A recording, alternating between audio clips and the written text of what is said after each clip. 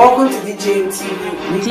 My people, greet una, welcome una once again to DJ MTV. My people, yesterday the presidential candidate of PDP, wey they call Atuku Abubakar, in grant press conference.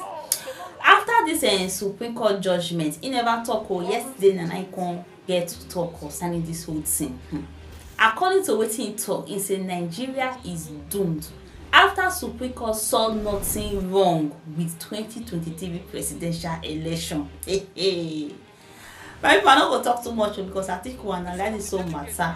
Una know as e dey play since, so una know all the efforts wey don put together to take make sure say Supreme Court do otherwise in terms of their judgments. Anyway, I go play una this video now. Una listen, una watch and hear wetin Atiku talk. Make una watch and make una no forget to like and share.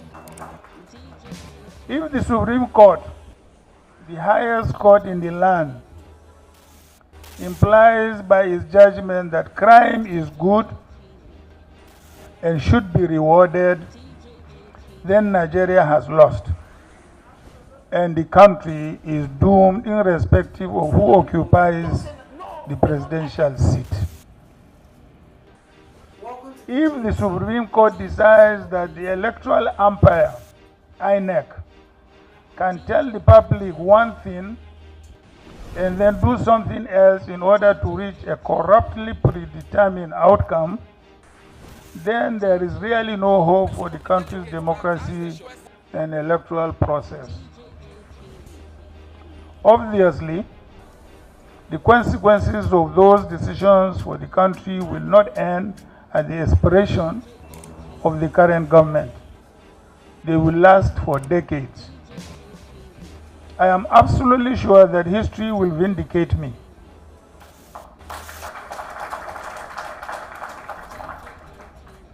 We now know what the Supreme Court has decided.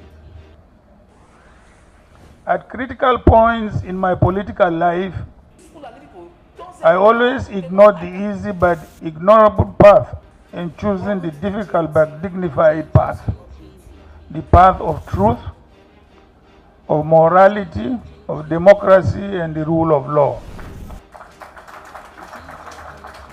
I always chose freedom over servitude.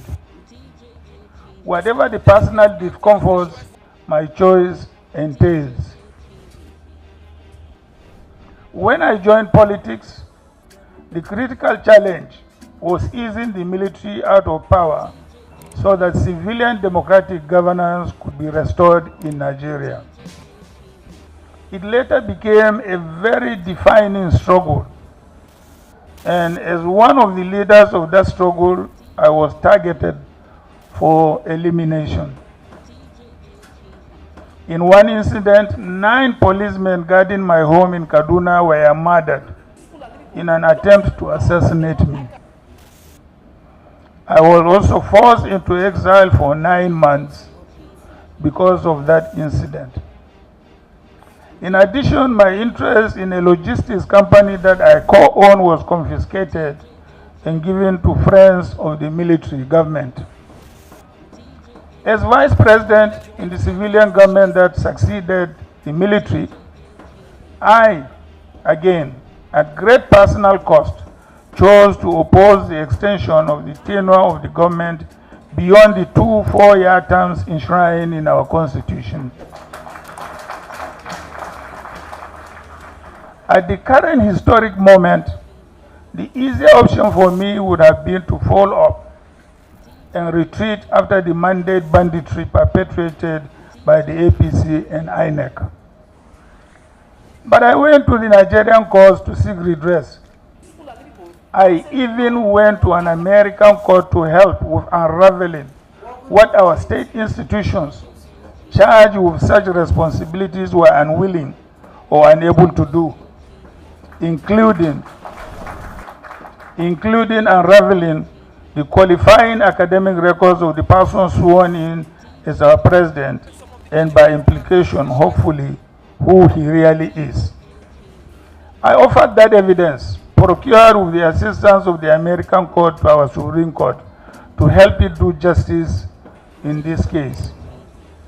I give this background to underscore that what we are currently dealing with is bigger than 1 or 2 presidential elections, and is certainly bigger than Atiku Abubakar.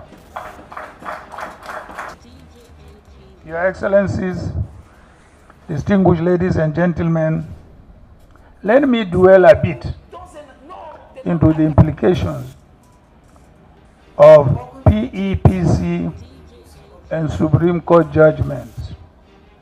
I leave Nigerians and the world to decide what to make of the Supreme Court's unfortunate decision. But here is my take. The judgments of the PEPC and the Supreme Court have far-reaching grave implications, including the following. 1 is the erosion of trust in the electoral system and our democracy. Nigerians witnessed at the National Assembly change the electoral law to improve transparency in the process. Of particular importance was the introduction of modern technology to help eliminate the recurrent incidents of electoral manipulation, particularly during collation of results. Nigerians and the world also witnessed as the leadership of the INEC, especially its chairman, a National Commissioner for Voter Education, reassured Nigerians on national television multiple times that the use of that technology would be mandatory. Yet, that same INEC undermined the use of that technology during the elections and collation process and declared as winner someone who clearly did not win the presidential election. They then went further to take sides in the courts in a dogfight to defend their illegality.